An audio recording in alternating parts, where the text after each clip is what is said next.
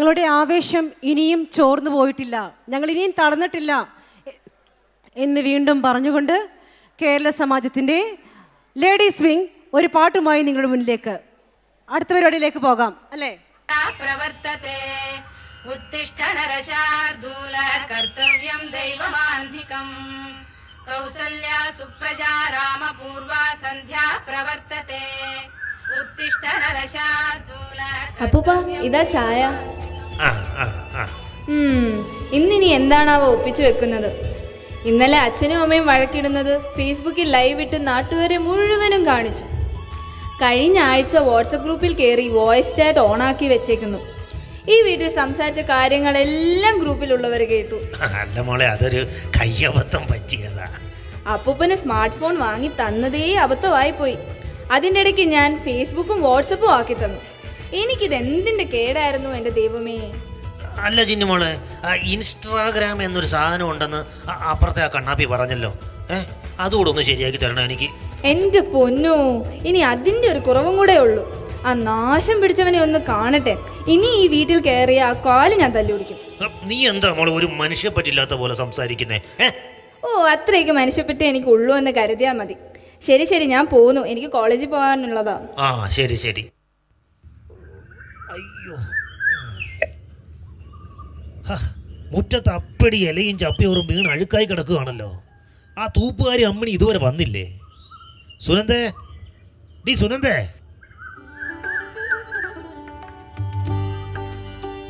ഓ, എന്തോ അച്ഛാ, എന്തിനാ ഈ വിളിച്ചു പോകുന്നത്? ഞാൻ അടുക്കളയിൽ പണി എടുത്തോണ്ടിരിക്കുവല്ലേ. അവക്ക് കോളേജിൽ പോവാൻ സമയമായി. ആ മുറ്റത്തോട്ടൊന്ന് നോക്കിയേ, അപ്പടി അഴുക്കായി കിടക്കുക. തൂത്തു വരാൻ ആ അമ്മിണി ഇതുവരെ വന്നിട്ടില്ല. അവൾ ഇനി മുതൽ വരില്ല. അയ്യോ, അതെന്താ? എന്താന്ന് അച്ഛൻ അറിയില്ല അല്ലേ? അവളെ 2 ദിവസമായിട്ട് കാണാത്തതുകൊണ്ട് ഞാൻ ഇന്ന് രാവിലെ ഒന്ന് വിളിച്ചു. അപ്പോഴാ അവൾ പറയുന്നത് ഇനി മുതൽ അവൾ വരുന്നില്ല എന്ന്. അവൾ ഈ തൂത്ത് വരുമ്പോൾ അച്ഛൻ എന്തിനാ ഈ വീഡിയോ പിടിക്കാൻ പോകുന്നത്? ഞാൻ വീഡിയോ ഒന്നും പിടിക്കുന്നതല്ലെന്നേ. ആ പ്രഭാത സൂര്യൻ്റെ ആ പൊൻകിരണ പ്രഭയിൽ അവൾ തൂത്തു വരുമ്പോൾ ഉയർന്നു പോകുന്ന പൊടിപടലങ്ങളുടെ സ്വർണ്ണവർണ്ണം ഞാനൊന്ന് വീഡിയോയിൽ പകർത്തുകയായിരുന്നു. അല്ലാതെ ഒന്നും ഇല്ല മോളെ. അങ്ങനെ നേരിടും ഒരു സുവർണവർണ്ണം.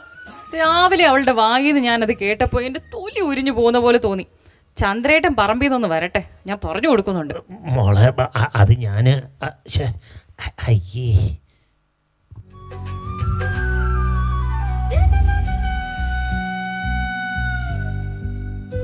ചന്ദ്ര, ആ വേലക്കാരി വരുന്നില്ല അത്രേ. സുഖമില്ലെന്ന്. ഒന്നാമത് സുനന്ദയ്ക്ക് നടുവേദനയല്ലേ. വേറൊരു വേലക്കാരി എത്രയും പെട്ടെന്ന് നോക്കണം കേട്ടോ. ചന്ദ്രേട്ട ചായ. അമ്മടി ഇന്നും വന്നില്ല അല്ലേ? അവൾ ഇനി വരുന്നില്ല എന്ന് പറഞ്ഞു. അല്ല, അവക്കേ സുഖമില്ലെന്ന് പറഞ്ഞു അല്ലേ സുനന്ദ? സുവർണവർണ്ണം. എന്ത്? അല്ല, സുവർണ ആന്റിയുടെ വീട്ടിൽ നിൽക്കുന്ന പെണ്ണിനോടൊന്ന് ചോദിച്ചു നോക്കട്ടെ. ആ പെണ്ണിന് എത്ര വയസ്സുണ്ടാവും? അല്ല, അതല്ല, ഈ വയസ്സായവളുമാരൊന്നും വേണ്ടെന്നേ. പിന്നെ മുട്ടുവേദന, പെടലി വേദന എന്നൊക്കെ പറഞ്ഞ് അങ്ങ് ലീവ് എടുക്കും. അതുകൊണ്ടാ.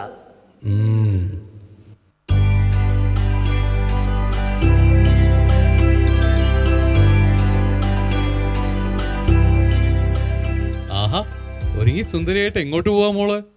ഇന്നലെ ഞങ്ങളുടെ കോളേജിൽ ഓണാഘോഷം. മെനങ്ങാൻ ഞാൻ അച്ഛനോട് പറഞ്ഞതല്ലേ, അങ്ങ് മറന്നുപോയോ? നീ ഇവൾക്ക് ഉച്ചയ്ക്ക് കഴിക്കാനൊന്നും കൊടുത്തു വിടുന്നില്ലേ? ഞാൻ ക്യാൻറ്റീനിൽ നിന്ന് കഴിക്കാച്ചാ. സമയത്തിന് പോയി കഴിച്ചോണം. ഞാൻ ഇറങ്ങട്ടെ. പോട്ടെ അപ്പൂപ്പ. ശരി മോളെ, സൂക്ഷിച്ചു പോണേ.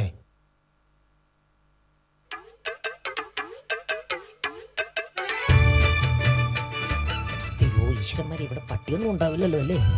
ഇവിടെ ആരുമില്ലേ? ആരുമില്ലേന്ന്. ആരാ? എന്താ? ഇവിടെ ആരുമില്ലേന്ന്. ഞാൻ ഇവിടെ ഇരിക്കുന്നത് കണ്ടില്ലേ നീ? ഈ കിഴവനൊക്കെ ആർക്ക് വേണം? ഈ വീട്ടിൽ പെണ്ണുങ്ങൾ ആരുമില്ലേ എനിക്കൊന്ന് സംസാരിക്കാൻ? ഏരണം കെട്ടവനെ, ഇറങ്ങിക്കോണം നീ. ആരാ? എന്താ? ഷോ, എത്ര ഐശ്വര്യമുള്ള ചേച്ചി. ഞാനങ്ങ് കൃതാർത്ഥനായി. അല്ല, ഏതാ ഈ കടൽ കിഴവൻ? ഷോ, അതെന്റെ അമ്മായപ്പനാ. അല്ല, നീ ഏതാ? ഞാൻ പാരിജാതൻ. അമ്മണി ചേച്ചി പറഞ്ഞിട്ട് വന്നതാ. ഇവിടെ വീട്ടു ജോലിക്ക് ആള് വേണമെന്ന് പറഞ്ഞിരുന്നു. അല്ല, അതിനിപ്പോ നീ എങ്ങനെ ഇപ്പൊ ശരിയാവുക? ഞങ്ങള് സ്ത്രീകളെയാ നോക്കിക്കൊണ്ടിരുന്നേ. ആ അതാ ഞാൻ പറഞ്ഞത്, നീ ഒന്നും ശരിയാവില്ല, പൊയ്ക്കോ, ഇറങ്ങി പോടാ. ഞാനൊരു കാര്യം പറയട്ടെ, ചേച്ചിക്ക് ചെറിയ പൊട്ട ചേരുന്നത്, വലിയ പൊട്ട് വെച്ചാലേ പ്രായം തോന്നിക്കും. മുടി ഇങ്ങനെ വാരി കെട്ടിയിടാതെ അഴിച്ചിട്, അല്ലെങ്കിൽ പിന്നീട്. അപ്പോൾ ചേച്ചിയെ കണ്ട സിനിമാ നടി ശാന്തി കൃഷ്ണനെ പോലെ തന്നെ തോന്നിക്കും. ശ്ശോ, ആണോ?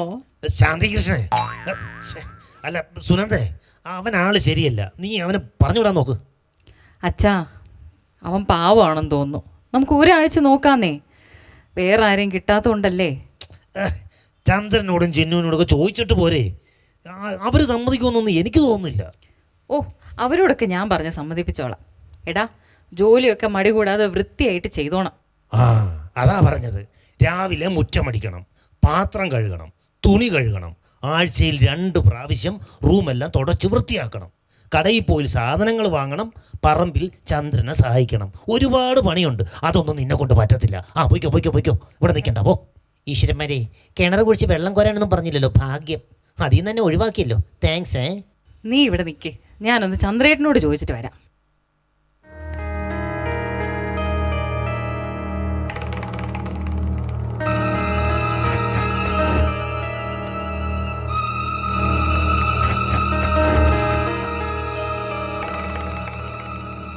ദേ അപ്പൂപ്പ, ഞാനൊരു കാര്യം ചോദിക്കട്ടെ? ആ പറ. ഞാൻ നിങ്ങളുടെ കയ്യിൽ നിന്ന് പൈസ വല്ലതും വാങ്ങിച്ചിട്ട് തിരിച്ചു തരാനുണ്ടോ?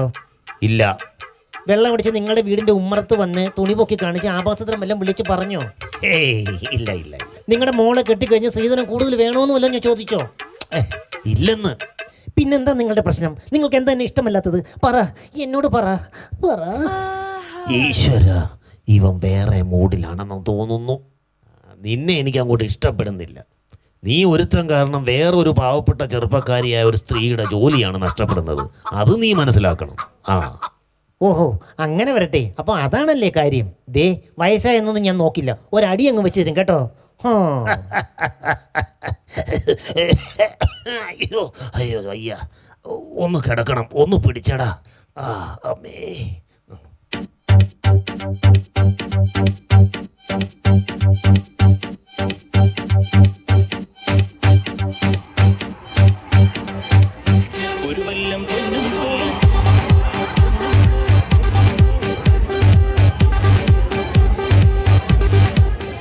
ആർട്ട് സെക്രട്ടറി വന്നു, അവളോട് പറയാം.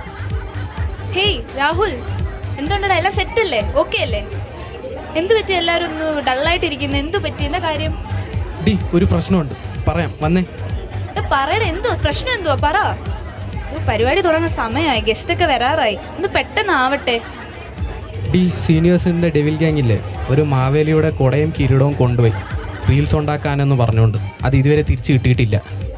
ഓ, അവന്മാര് വീണ്ടും അലമ്പാനുള്ള പ്ലാനിലാണല്ലേ? നീ അവന്മാരെ ഇലക്ഷനിൽ തോൽപ്പിച്ചില്ലേ, അതിന്റെ പണിയാ. ഗസ്റ്റ് വരാൻ സമയമായി, നിങ്ങളുടെ ജോലി തീർക്കാൻ നോക്ക്. അവന്മാരുടെ കാര്യം ഞാൻ നോക്കിക്കോളാം. ഡി, എന്തെങ്കിലും കുഴപ്പമാവോ? ഞാനും കൂടി വരണോ? അത് കുഴപ്പമില്ലടാ, ഞാൻ നോക്കിക്കോളാം. നിങ്ങളുടെ ജോലിയൊക്കെ ചെയ്യും.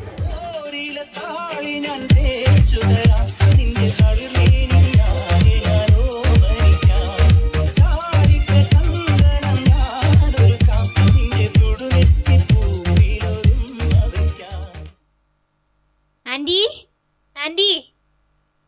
ആഹാ, എല്ലാരും ഉണ്ടല്ലോ. അവളെവിടെ ചിന്നു? അവളെ കോളേജിൽ കണ്ടില്ല, വിളിച്ചപ്പോ ഫോൺ സ്വിച്ച് ഓഫാ. അവളിവിടെ എത്തിയോന്ന് അറിയാൻ വേണ്ടി വന്നതാ. ഏ, ഇവിടെ വന്നില്ല.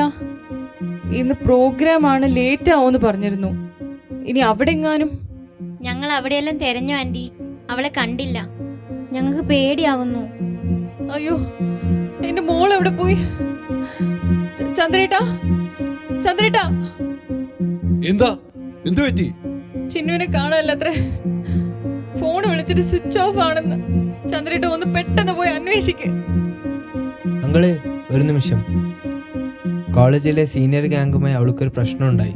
അവളത് ചോദിക്കാൻ പോയതാ. പിന്നീട് എന്ത് സംഭവിച്ചെന്ന് എനിക്കറിയില്ല അങ്കിളെ. നീയൊക്കെ എന്ത് സുഹൃത്താടാ, അറിയില്ല പോലും. ചന്ദ്ര, നീ എന്താ ഈ കാണിക്കുന്നത്? കുറച്ച് സമാധാനപ്പെട്, അവൾക്കൊന്നും ഉണ്ടാവില്ലെന്നേ. നീ പെട്ടെന്ന് പോയെന്ന് അന്വേഷിക്കും. എടാ, ആ ഫോണിൽ എടുത്തോണ്ടോ, ഞാൻ ആ മെമ്പറെ ഒന്ന് വിളിക്കട്ടെ. വാടാ, വന്ന് വണ്ടി കയറി. ആ ഹലോ മെമ്പറെ. ചേട്ടാ പറയൂ. നമസ്കാരം. ആ എൻ്റെ മോൻ ചന്ദ്രനല്ലേ, അവൻ്റെ മോള് ചിന്നു മിസ്സായിട്ടുണ്ട്. അത് നമ്മുടെ കുട്ടിയായിരുന്നു. ആ അതൊന്ന് അന്വേഷിക്കണം. പോലീസ് സ്റ്റേഷനിൽ വരെ ഒന്ന് പോകണമായിരുന്നേ. അപ്പോൾ ഞാൻ അങ്ങോട്ട് വരണോ അതോ മെമ്പർ ഇങ്ങോട്ട് വരുമോ? ചേട്ടാ അതെ, ഞാനിപ്പോൾ ഒരു വീഡിയോ അങ്ങോട്ട് അയച്ചു തരാം. ചേട്ടാ ഒന്ന് നോക്കൂ. ഞാൻ ഉടനെ അങ്ങ് എത്തി കേട്ടോ. ശരി. ആ ശരി ശരി ശരി.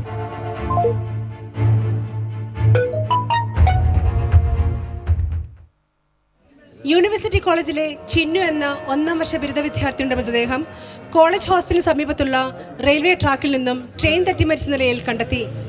പോലീസിന്റെ പ്രാഥമിക നിഗമനത്തിൽ കൊലപാതകത്തിന് മുമ്പ് കുട്ടി ക്രൂരമായ പീഡനത്തിനിരയായതായി സ്ഥിരീകരിച്ചിട്ടുണ്ട്. പ്രതികൾക്കായി തിരച്ചിൽ ആരംഭിച്ചു എന്നാണ് മുതിർന്ന പോലീസ് ഉദ്യോഗസ്ഥൻ പറഞ്ഞത്. ഉന്നത രാഷ്ട്രീയ പിടിപാടും സമ്പന്നരുമായ പ്രതികളുടെ പേര് പറയാൻ പോലും ഇവിടുത്തെ വിദ്യാർത്ഥികൾ ഭയപ്പെടുന്നതായാണ് ഞങ്ങൾക്ക് മനസ്സിലാക്കാൻ കഴിഞ്ഞത്. ക്യാമറാമാൻ വേണുവിനൊപ്പം നിഷ. മോളെ, എന്റെ പൊന്നു മോളെ.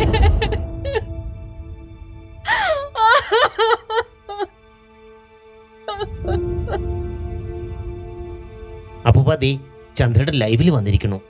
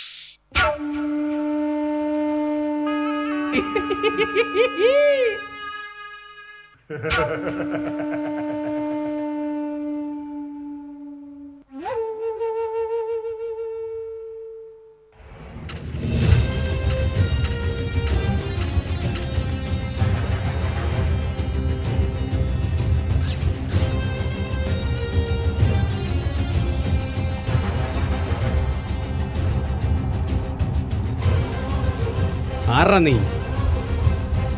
നിന്റെ ഒക്കെ കാലൻ.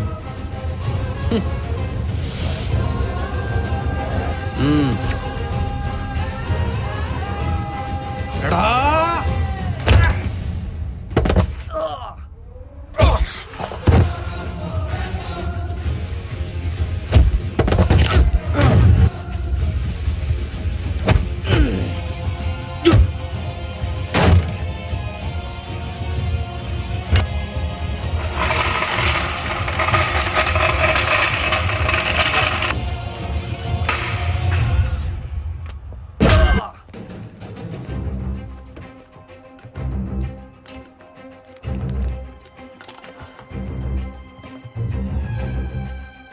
നിങ്ങൾ ആരാ?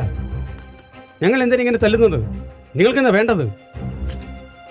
നീയൊക്കെ കള്ളും കഞ്ചാവും കയ്യിൽ കിട്ടുന്ന ലഹരിയെല്ലാം വാരി വലിച്ചു കയറ്റി അമ്മയേത് പെങ്ങളേത് സമൂഹമേത് എന്ന് തിരിച്ചറിയാതെ നിയമത്തെയും നീതിപീഠത്തെയും ഈ ലോകത്തെ ഒന്നിനെയും പേടിയില്ലാത്ത നിനക്കൊക്കെ ഇപ്പൊ പേടി തോന്നുന്നു, വേദനിക്കുന്നു. നിന്റെയൊക്കെ കയ്യിൽ കിടന്ന എൻ്റെ മോൾ എത്രമാത്രം പേടിച്ചു കാണും, വേദനിച്ചു കാണും. 140 കോടി ഇന്ത്യൻ ജനതയുടെ ജീവന് കാവലിൽ നിന്നിരുന്ന എന്നെ പോലുള്ളൊരു പട്ടാളക്കാരന് നിന്റെയൊക്കെ കയ്യിൽ നിന്നും സ്വന്തം മോളുടെ ജീവൻ രക്ഷിക്കാൻ കഴിഞ്ഞില്ല. പകരം നിന്നെയൊക്കെ ഭൂമിയിൽ നിന്നും ഇല്ലാതാക്കാമെന്ന കാലനാടാ ഞാൻ. ഇത് ഞാൻ ഈ നാടിനു വേണ്ടി ചെയ്യുന്നതാണ്. നീയൊക്കെ ഇതേ അറിയിക്കുന്നുള്ളൂ.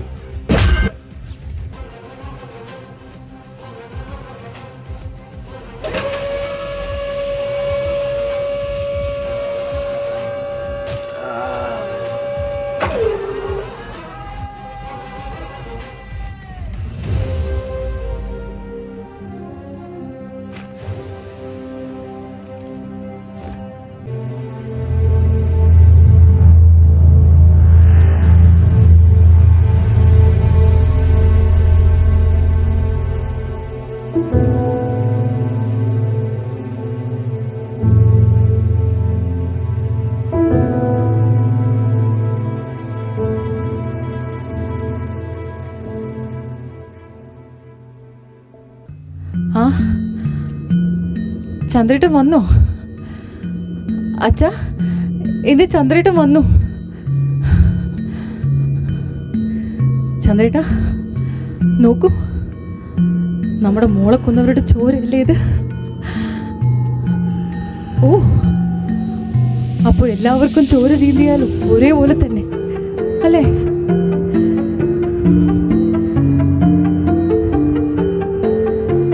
ആ, ചന്ദ്രേട്ടൻ പോയി കുളിച്ചിട്ട് വരും. ഞാൻ ഊണെടുത്ത് വെക്കാം. ചിന്ന കഴിച്ചോ? സമയത്തൊന്നും കഴിക്കില്ല. വരട്ടെ, ഞാൻ ഇങ്ങോട്ട് വരട്ടെ. മോളെ, നിനക്കെന്താ ഭ്രാന്ത് പിടിച്ചോ? എനിക്കാണോ അച്ഛാ ഭ്രാന്ത്? എന്റെ പൊന്നു മോളെ ഒരു തരി ലഹരിയുടെ ഉന്മാദത്തിൽ പിച്ചി ചീന്തിയവർക്കല്ലേ അച്ഛാ ഭ്രാന്ത്? ലഹരി കച്ചവടത്തിന് കൂട്ടുനിന്ന് പണത്തിനും അധികാരത്തിനും മുന്നിൽ നോക്കുകുത്തിയായ നിയമത്തിനല്ലേ അച്ഛാ ഭ്രാന്ത്? ഞാനും നമ്മുടെ മോളും വെറും പാവങ്ങളായിരുന്നില്ലേ അച്ഛാ?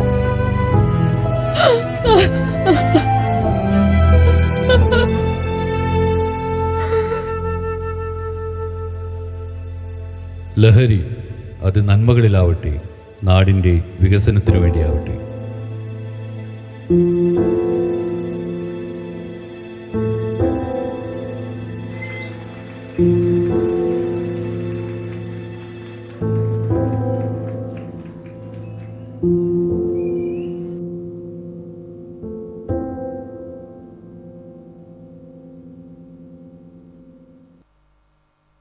I hope you enjoyed this.